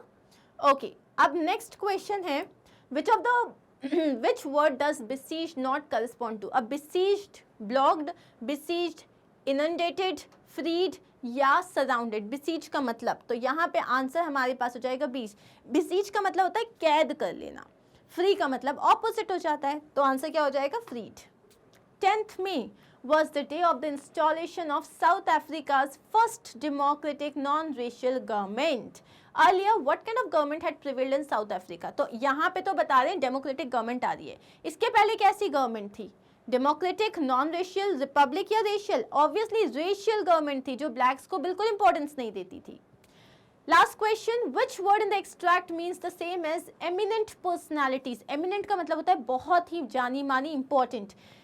सो डिग्नेटरीज, लीडर्स, इनॉग्रेशन और besieged. इनॉग्रेशन और besieged तो है ही नहीं, तो डिग्नेटरीज या लीडर्स? डिग्नेटरीज मतलब अलग अलग चीज़ों को जो लोग रिप्रेजेंट कर रहे हैं वो लोग आए थे ना, इसलिए डिग्नेटरीज. दूसरा एक्सट्रैक्ट चालू करते हैं, ये भी प्रूव्स है. Mr. Keesing had a good laugh at my arguments, but when I proceeded to talk my way through the next lesson, he assigned me a second essay. लेकिन मैंने जब फिर बात की उन्होंने मुझे second essay दे दिया. This time it was supposed to be on an incorrigible chatterbox. Okay? I handed it in and Mr. Keesing had nothing to complain about for 2 whole lessons. However, during the third lesson, he had finally had enough. मतलब उनका बहुत दिमाग खराब हो गया था. And Frank, as a punishment for talking in class, write an essay entitled "Quack Quack Quack," said Mistress Chatterbox. तो अब यहाँ पे है, what convincing argument was made by Anne? Anne ने क्या convince करते हुए क्या कहा था उनको? So उसने क्या कहा था? She had inherited the trait from her mother, so couldn't stop being talkative. उसने बोला अरे मेरे को मेरी माँ से मिला है, मैं बहुत बातूनी हूँ, मैं कैसे चेंज करूँ इसको? तो ये तर्क दिया था उसने. What does had a good laugh imply in the context of Mr. Keesing? It means that he, good laugh का मतलब क्या होता है? Realized the humor in it and was amused. तो उन्होंने he had a good laugh मतलब उनको समझ में आया वो क्या लिखना चाहती है. उन्होंने वो रियलाइज किया, वो बहुत ही अच्छा ह्यूमर था एंड वो बहुत ही सरप्राइज हो गए थे. नेक्स्ट है, based on this extract pick the option with the list of words that best describe mister Keesing. Mister Keesing कैसे थे? जोवियल मतलब बहुत हंसमुख थे, क्रिएटिव थे, स्ट्रिक्ट थे, इनोवेटिव थे, टॉलरेंट थे, बहुत पेशेंस था, स्ट्रिक्ट थे, इनोवेटिव थे या जोवियल से? सो द आंसर इज वो बहुत स्ट्रिक्ट थे लेकिन नयापन था उनमें, तभी तो उन्होंने अलग अलग तरीके के पनिशमेंट दिए थे. Why do you think Mr. Keesing chose the title "An Incorrigible Chatterbox" for Anne to write on? क्यों उन्होंने ये वाला टॉपिक चूज किया था? This was so because he expected, उन्हें क्या लगा था? That this would embarrass Anne and would check her indiscipline. उन्हें लगा ये जैसी chatterbox बोला Anne को बहुत बुरा लगेगा और शायद वो चुप हो जाएगी, डिसिप्लिन्ड हो जाएगी, लेकिन ऐसा कुछ हुआ नहीं था. How did Anne feel when she was punished the third time by Mr. Keesing? Anne को कैसा फील हुआ जब थर्ड टाइम उनको पनिश किया गया था? बहुत खुश थी वो, दुखी हो गई थी? So the answer is she enjoyed making fun of Mr. Keesing in her own way. वो अपने आप में खुश थी, उसको लगा एक और तरीके से मैं इनका मजाक उड़ाऊंगी. So that is it. अब हम आते हैं प्रोज के, हो गए हमारे, अब हम पोएट्री के आते हैं. तो इसमें भी हमारे पास 2 ऑप्शन है, आपको कोई एक करना है. Read the extract given below and answer the questions that follow. The way a crow shook down on me the dust of snow from a hemlock tree. ये तो बताए बहुत ही इंपॉर्टेंट चैप्टर है. ट्रस्ट मी इसमें से question आएगा ही आएगा, extract based आएगा या तो इसमें से शॉर्ट आंसर तो डेफिनेटली आएगा. So choose the option that is not related to the extract. The crow shook the branch of the tree, okay. The snowflakes fell on the poet, ठीक है. The leaves of the tree shed down on the poet, leaves पत्ते कब गिरे थे poet पे? So what is the answer? C, hemlock tree तो था लेकिन भैया कोई पत्ते वत्ते ना गिरे. Pick the term that is not similar to shook. Shook मतलब होता है क्या? हिलना. Steady मतलब एकदम थमे रहना. Shake मतलब तो होता है shook का प्रेजेंट फॉर्म है. Tremble मतलब भी वाइब्रेट करना, shiver मतलब भी वाइब्रेट करना. सो आंसर पहला हो जाएगा steady, एकदम शांत. The hemlock tree is related to, hemlock tree किस चीज़ से रिलेटेड है? हैप्पीनेस, नेगेटिविटी, स्प्रिंग सीजन या बैरन लैंड? हैप्पीनेस, यहाँ पे हेमलॉक ट्री जो है ये नेगेटिविटी को बता रही है, नेगेटिविटी, क्रो है, हेमलॉक ट्री है, ये सब नेगेटिविटी को बता रहे हैं जिसमें उसने पॉजिटिविटी ढूंढी थी। डस्ट ऑफ स्नो किसको रेफर कर रहा है? Mist, dust of branches, snow का residue, snowflakes, answer is snowflakes. What is the rhyme scheme of the stanza? ये तो बहुत सिंपल है, ए बी हमने बहुत बार पढ़ा है। ओके, अब आती है दूसरी पोएम जिसके एक्सट्रैक्ट बेस्ड क्वेश्चंस हैं। Some say the world will end in fire, some say in ice, from what I have tasted of desire, I hold with those who favour fire, but if it had to perish twice, I think I know enough of hate to say that for destruction eyes is also great and would suffice. अब ये तो मैं आपको explain कर चुकी हूँ, हम सीधा क्वेश्चंस के सामने बढ़ते हैं। So choose the correct statement about the given poem. तो ये पोम के बारे में क्या सही चीज़ है? Fire and ice are images, they help the readers visualise the power of nature over man. तो ये सिर्फ इमेजेस हैं जो कि आपको मैन के ऊपर नेचर का क्या पावर है वो इमेजिन करने में हेल्प कर रहा है। Fire and ice are symbols not of natural disasters but of humanity's ability to create disasters of its own. Fire और आइस सिर्फ सिंबल्स हैं जो बता रहे हैं, वो नेचुरल डिजास्टर्स के सिंबल्स नहीं है, वो बता रहे हैं कि ह्यूमैनिटी में हम में कितनी एबिलिटी है कि हम सब कुछ खत्म कर सकते हैं। Fire and ice are elements, ये वो एलिमेंट्स हैं not of nature but man, ये मैन मेड ऐसे एलिमेंट्स हैं जिनमें इतनी एबिलिटी है कि वो मैन काइंड में एकदम हैवॉक, परेशानी ला सकते हैं। Fire and ice are agents, they change the thinking of mankind from negative to positive and bring harmony. So the answer is, ये सिंबल्स हैं, ये नेचुरल डिजास्टर्स के नहीं, ये बता रहे हैं कि किस तरीके से आदमी अगर चाहे अपनी पे आए तो हर जगह तबाही मचा सकता है। Okay, next question is, select the option that correctly classifies the connotations for fire and ice as suggested in the poem. Rage, violence, indifference, hate और greed. तो यहाँ पे फायर और आइस के लिए, फायर के लिए कौन कौन सी चीज़ें और आइस के लिए कौन कौन सी चीज़ें? तो ऑब्वियसली बात है, आइस मतलब anything which is cold and painful, fire मतलब गुस्सा। सो जैसे रेज है, रेज क्या हो जाएगा? दुश्मनी। वायलेंस है, ये भी मतलब जहाँ पे आप लड़ाई झगड़ा मारपीट हो रही है। और उसके बाद क्या है? इनडिफरेंस, हेट और ग्रीड, ये सब क्या है? ये आपका बता रहे हैं आइस को। मतलब इसमें भी जैसे ना हेट, हेट भी नफरत है, नफरत होती है तो क्या करते हो आप? तब भी मारा पिटाई हो सकती है। तो यहाँ पे 1, 2 और 4 जो है ये फायर को डिनोट कर रहा है, 3 और 5 इंडिफरेंस और ग्रीड आइस को डिनोट कर रहा है। The pome is a put across by the poet. अब ये जो पोम है ये पावरफुल वार्निंग है, माफ़ी मांग रहा है पोम, अर्नेस्ट अपील कर रहा है या वेंचफुल थ्रेट दे रहा है। सो एक्चुअली में ये एक पावरफुल वार्निंग है। The poet uses the phrasal verb hold with. तो होल्ड के साथ कौन सा नहीं जाता है? Hold of, hold into, hold on या होल्ड बैक। होल्ड बैक मतलब अपने आप को रोकना, होल्ड ऑन मतलब थोड़ा वेट करना, होल्ड इनटू मतलब उसी चीज़ को थामे रखना, लेकिन होल्ड ऑफ कुछ नहीं होता। सो the answer is a. Okay, pick the option that is not true about the poet according to the extract. अब हमें वो ऑप्शन बताना है जो according to the poet सच नहीं है। The poet is inclined to believe that the world would most likely end in fire. poet बोल रहा है कि most likely जो पूरी जो दुनिया है वो फायर में जल जाएगी। Has heard divided opinion about the way the world would end in all likelihood. उसकी divided opinion है कि किस तरीके से धरती दुनिया खत्म हो जाएगी। Preaches love and kindness, वो लव और शांति के पाठ पढ़ा रहा है। Declares the power of ice to be as destructive as that of fire, वो ये बता रहा है कि आइस उतनी ही डिस्ट्रक्टिव है जितना फायर। The answer is कि वो जो है क्या बता रहा है? Not true. तो ऑब्वियसली वो कोई लव और काइंडनेस की बात नहीं कर रहा है, तो आंसर इज सी। ओके, अब हम आते हैं दूसरे सेक्शन में जहाँ पे अब हमें शॉर्ट आंसर्स लिखने हैं। टोटल 5 क्वेश्चन हैं, आपको 4 क्वेश्चन करने हैं। ये पूरा आपका जो है फर्स्ट फ्लाइट वाली बुक में से आएगा। A monstrous terror seized the young seagull, justify with reference to the chapter His First Flight. The young seagull was petrified of taking a plunge off the cliff. जो young seagull था वो cliff में से jump नहीं कर पा रहा था, plunge नहीं कर पा रहा था, उसे डर लग रहा था। When he dived towards the fish that his mother was holding in her beak, he fell out and down the cliff. तो जब उसने मतलब डाइव किया अपनी माँ की तरफ जिनके बीक में एक फिश का मतलब फूड पीस था, तो वो क्या हुआ, वो हुआ लेकिन वो खाई की तरफ गिरने लगा. A monstrous terror then seized the young seagull and his heart sank. उसको बहुत जोर से डर लग गया, उसका दिल बैठ गया. For a minute he went blank and was not able to hear anything out of fear. कुछ सेकंड्स के लिए वो बहुत भयंकर तरीके से डर गया, ब्लैंक हो गया और कुछ सुन नहीं पा रहा था. तो यहाँ पे जो टेरर था हमें वो एक्सप्लेन करना था. This is how we have explained. Justify why it is fair to say that Mr. Keesing was innovative with his punishments. हम ऐसा कैसे कह सकते हैं कि मिस्टर कीसिंग जो थे अपने पनिशमेंट्स को लेके बहुत ज़्यादा इनोवेटिव थे.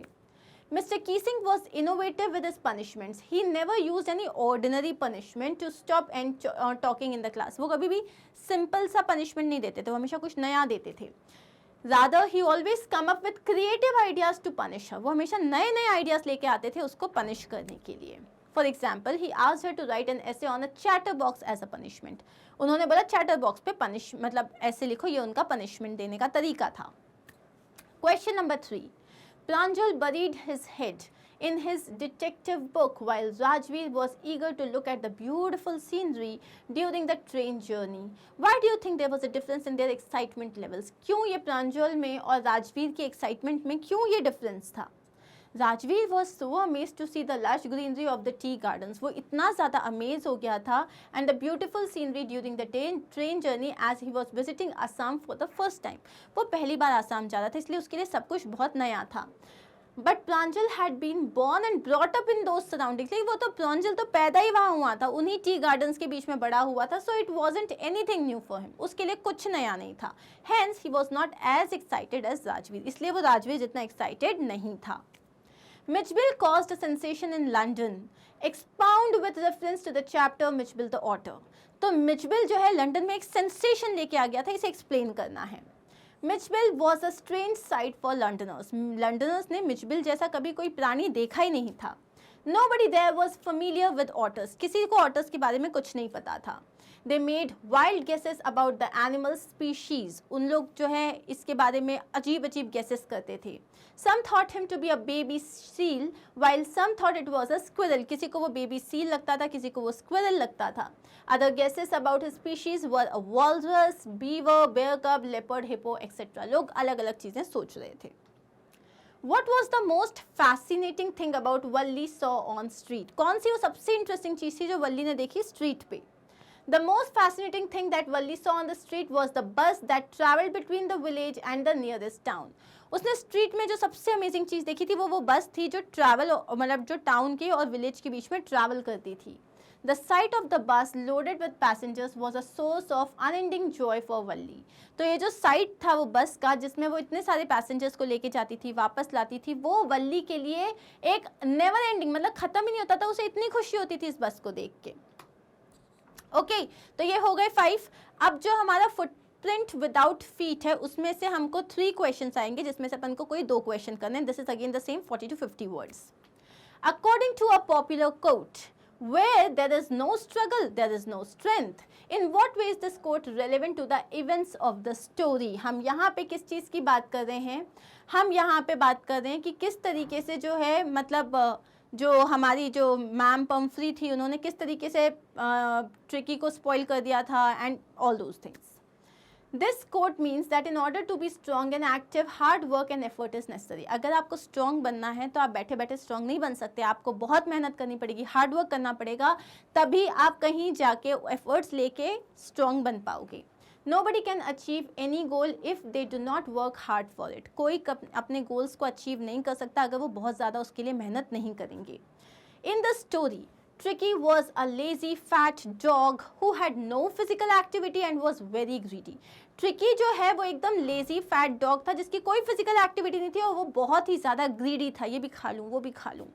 However, after Dr. Harriet made him exercise a lot and restricted his diet, Tricky became a hard-muscled animal. लेकिन जब डॉक्टर हैरियट ने उससे एक्सरसाइज कराई, उसका खाना कंट्रोल कर दिया, तब ट्रिकी जो था वो hard-muscled animal बन गया.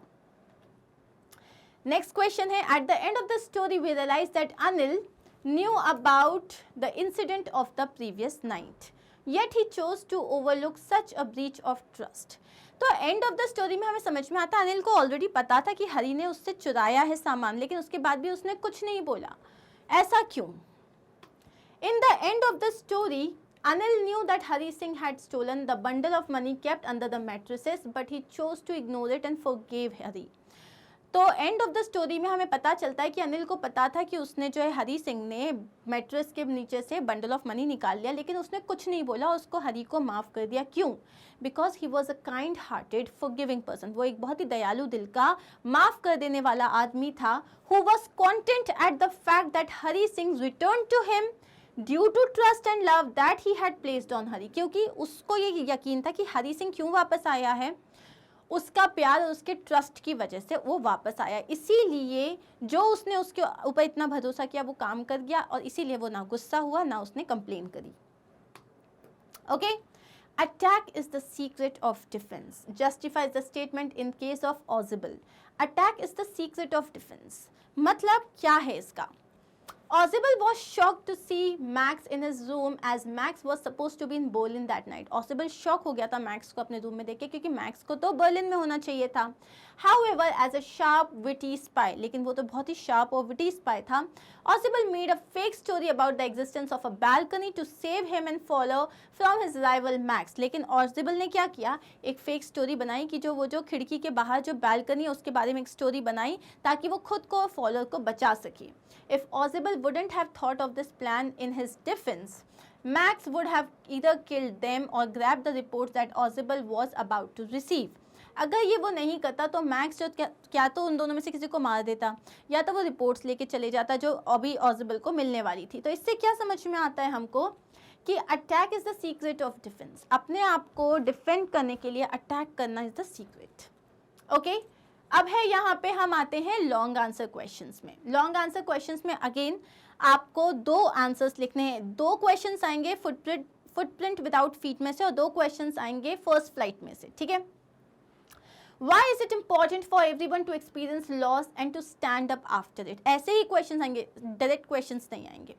क्यों इंपॉर्टेंट होता है हमारे लिए लॉस को फील करना और फिर उसके अगेंस्ट खड़े होना?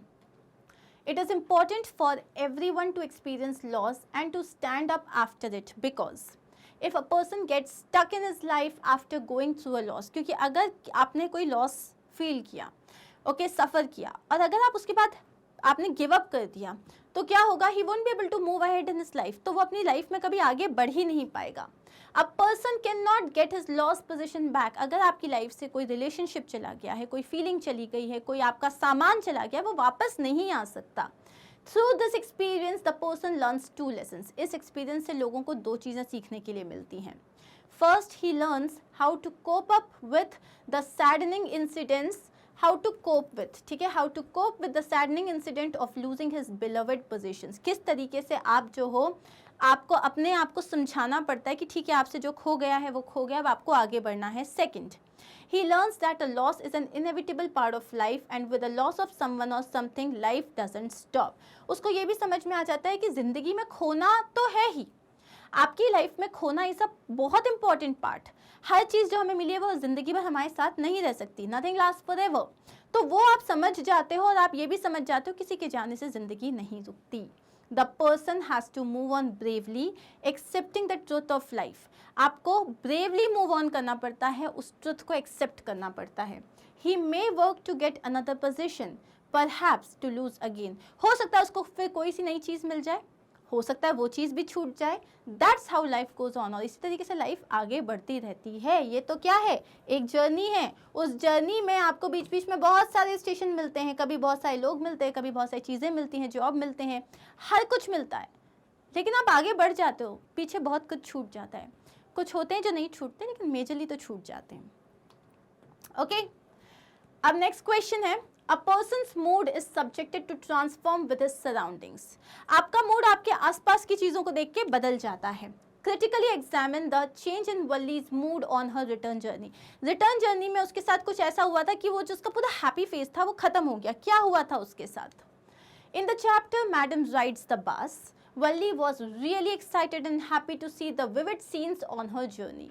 Walli बहुत excited थी, बहुत खुश थी अलग अलग चीज़ों को देख के. She enjoyed her onward journey a lot, but on her journey back to the village, Wally's excitement for the ride was subdued as she saw the blood-smeared body of the cow that was running in front of the bus on her onward journey to the town. ये बहुत important line है. Onward journey मतलब जब वो town की तरफ जा रही थी तब जिस काऊ को उसने मस्ती करते हुए देखा था, जंप करते हुए देखा था, जब उसकी रिटर्न जर्नी थी तब उसने काऊ को मरा हुआ पाया था. The frightful view of the cow changed Valli's mood from being enthusiastic to pensive. उस काऊ को देख के उसका जो पूरा मूड था वो एकदम जो एंथुसियाज्म से भरी हुई थी उससे वो एकदम सैड हो गई, डल हो गई, पेंसिव हो गई. She was broken hearted to look at the harsh reality of death. उसने जब देखा कि डेथ एक जो रियलिटी है वो कितनी ज़्यादा बड़ी है तब वो कैसा उसका दिल टूट गया था. After looking at the dead cow, she didn't want to look out of the window any further. उस काऊ को देखने के बाद अब उसको कुछ भी बाहर देखने का मन नहीं था. She glued to her seat till the bus reached the village. और जब तक वो जो बस थी वो विलेज तक नहीं पहुंची वो अपनी सीट से चिपक के बैठ गई. उसने फिर बाहर कुछ नहीं देखा. इससे ये समझ में आता है कि हमारी हंसी, हमारी खुशी, हमारा जो जितने डिफरेंट फीलिंग्स होते हैं ना वो डिपेंड करते हैं हमारे सराउंडिंग्स में. आप ये भी चीज़ फील करोगे बहुत सारे लोग हैं सब खुश हैं, आप ऑटोमेटिकली अच्छा फील करने लग जाते हो. और अगर कुछ बुरा हो रहा है, किसी ने कुछ खराब कह दिया या आपने देखा कुछ खराब तो ऑटोमेटिकली आप डल फील करने लग जाते हो. क्लियर? चलिए नेक्स्ट क्वेश्चन देखते हैं. अब ये जो दोनों क्वेश्चंस हैं ये आपके फुटप्रिंट विदाउट फीट में से हैं. Answer any one of the following in about 100 to 120 words. Honor among thieves. Explain this in the context of the story A Question of Trust. So, honor among thieves. ये बहुत important है, ये हमें पता है तो इसको देख लेते हैं. In the story A Question of Trust. The trust being talked about is when Horace trusts the lady and believes her when she says that she is the lady of the house. तो यहाँ पे जो है A Question of Trust में Horace क्या करता है, the lady in red पे भरोसा कर लेता है जब वो कहती है कि वही लेडी ऑफ द हाउस है. He is a thief and even though what thieves do is not honorable, he believes that there is an inherent honor among thieves. वो एक चोर है. चोरी करना कोई ऑनरेबल काम नहीं होता, लेकिन उसके बाद चोरों में भी अपनी एक इज्जत होती है. वो लोग डिसऑनर नहीं करते, एक दूसरे को मतलब नहीं फंसाते. He believes that there is an inherent honor among thieves which entails not crossing each other's territory or befooling each other. जिसका मतलब होता है तुम मेरे इलाके में नहीं आओगे, मैं तुम्हारे इलाके में नहीं आऊँगा, तुम मुझे धोखा नहीं दोगे, मैं तुम्हें धोखा नहीं दूंगा. However, the lady does that by stealing the jewels from under his nose. लेकिन वो जो लेडी होती है वो भी एक थीफ होती है और वो उसकी नाक के नीचे से जो है पूरे ज्यूल्स निकाल के ले जाती है and getting him caught for the crime, और उसको पकड़वा भी देती है. She turns out to be a dishonorable person. तो as per Horace वो एक dishonorable person थी. This is why when Horace is going over the events sitting in jail, तब जब वो जेल में सब सोच रहा होता है, he laments at the lack of honor among thieves. तब वो किस बारे में सोचता है कि चोरों में जो है ऑनर नहीं था, यहाँ पे नहीं था और जो होना चाहिए था. Last question. Why was Fowler disappointed when he met Ozzible? Was there anything that excited Fowler about the espionage? तो यहाँ क्वेश्चन क्या है कि जब वो Ozzible से मिला था तो क्या हुआ था भाई. Fowler, who was a young upcoming writer, wanted to meet Ozzible for a write-up. अब Fowler जो था वो Ozzible से एक write-up के लिए मिलना चाहता था. उसे लगा यार ये इतना बड़ा स्पाइक तो कुछ ना कुछ तो इंटरेस्टिंग मिलेगा इससे. Ozzible was a renowned secret agent. However, Fowler was quite disappointed at the appearance of Ozzible that did not suit that of a spy. तो Ozzible जो था बहुत बड़ा सीक्रेट एजेंट था, लेकिन जब Fowler जो था Ozzible से मिला उसको लगा यार इस आदमी को देख लिया, वो बिल्कुल भी उससे इम्प्रेस नहीं हुआ. The way he was dressed up, तो वो बिल्कुल स्पाई जैसा लग ही नहीं रहा था. Ozzible was a fat, sloppy man who appeared inactive. वो मोटा सा, थकेला सा आदमी था जो बिल्कुल inactive लग रहा था. He spoke French and German with an American accent as he was born in Boston. And even after 20 years of experience, he wasn't able to shed his old accent. वो फ्रेंच भी बोलता था, German भी बोलता था, लेकिन English accent के साथ, क्योंकि वो बॉस्टन में पैदा हुआ था और 20 साल के एक्सपीरियंस के बाद भी उसने वो जो एक्सेंट था वो ग्रैब नहीं कर पाया था. Fowler was also disheartened to see that Ozzible did not lodge in a stylish hotel. उसने ये भी सोचा ये कैसे गंदे से होटल में रुका है, इतना बड़ा सीक्रेट एजेंट है, कोई बड़े से होटल में रुकना चाहिए था इसको. Rather, he chose a French hotel room situated at the top 6th floor of a modest and gloomy hotel. लेकिन उसने क्या चूज़ किया, एक फ्रेंच होटल चूज़ किया जो कि 6th फ्लोर पे था, एक मॉडर्स्ट और बहुत ही दुखी से होटल में. The place showed no adventure, उस प्लेस में कोई एडवेंचर ही नहीं था. However, Ausable told Fowler that he was about to receive some very important papers that could change the course of history. लेकिन Ausable ने Fowler को बताया कि वो कुछ ऐसे पेपर्स रिसीव करने वाला है जो कि मतलब पूरा इतिहास बदल सकती है. This was the only thing that excited Fowler a little bit about the Spanish. और इसी के कारण वो थोड़ा बहुत जो था उसको लगा चलो यहाँ तक आया हूँ, कुछ तो अच्छा हो ही जाएगा. And that is it. Here we are done. We come to an end of sample paper 7. Right? अभी हमारे पास कितने बचे हैं? 8, 9, 10. 3 sample papers more to go. Sir आप लोग प्रैक्टिस कर रहे हो या नहीं कर रहे हो? देखो क्या है, मैं बहुत मेहनत कर रही हूँ तो आप प्रैक्टिस तो कर ही लेना. इतने लेटर्स, इतने सारे पैराग्राफ्स करवाए ना, आप तो मुझे भी ढूंढने पड़ रहे हैं. So I am sure that you are enjoying it, I am sure that you are practising, and I am sure that you will make us proud. So do not forget to like, share and subscribe. Do not forget to check out the NCERT solutions, previous question papers, previous year के जो question papers हैं. And yes, make sure to tell me how do you find this. Okay, take care of yourself, and yes, eat well, sleep good, don't oversleep, sleep good, and keep practicing. Bye.